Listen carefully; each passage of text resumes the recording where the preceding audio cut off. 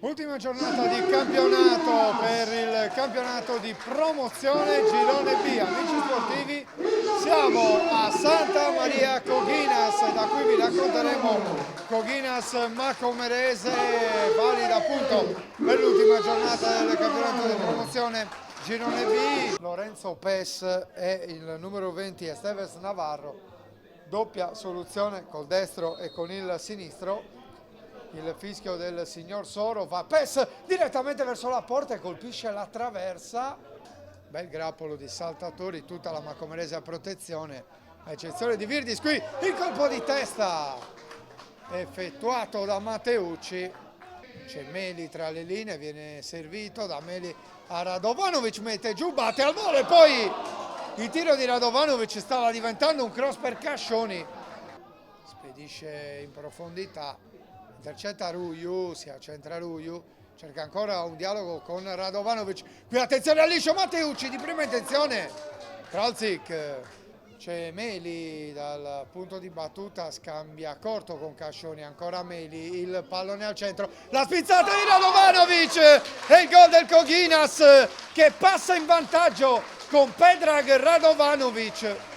Il gol è suo, non c'è arrivato Ruiu che aveva allungato il piede, il gol è proprio il suo, il gol è di Predrag Radovanovic, 39esimo minuto del primo tempo. Vediamo ancora questa azione con Radovanovic, qui il colpo di testa di Diomandé, il pallone che passa e Mateucci trova il gol del 2-0 su rifinitura di Meli. Il 2-0 del Coghinas, 1-2 terrificante della squadra di casa. Quindi biasiato, pressato, è tutto regolare, Cerone sterza al limite dell'area, serve Virdis, la riapre subito la Macomerese, 41esimo minuto, Cerone libera Virdis, apre il piattone, niente da fare per Carbonara. È l'unico cambio, non dovrebbe essere l'unico cambio, ma seguiamo adesso Bruno Gavim che chiama l'azione Cerone. Cerone entra in area di rigore, Cerone sposta un avversario, è tutto regolare. Bruno Gavim pareggia la Macomerese al secondo minuto della ripresa con Bruno Gavim. Videla in avanti a cercare Bruno Gavim, la spizzata intercettata per un attimo da Fiorentina, attenzione al pallone, nuovamente buono per Virdis, vince il rimpallo e poi mette fuori Valpablo, ma attenzione perché il pallone è ancora buono per Sales che calcia centrale, occasione Macomerese. Diomandé, poi Sales in avanti a cercare Pinto del Carvalho, la bandierina resta bassa, posizione regolare, Pinto del Carvalho dentro per Bruno Gavim, la respinta di Canu.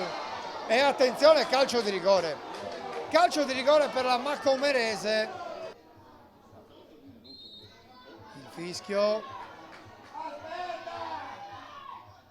e Bruno Gavim mette in rete nonostante Carbonara avesse anche intuito. Il numero 21 realizza la sua doppietta personale, la ribalta la Macomerese, siamo 3-2.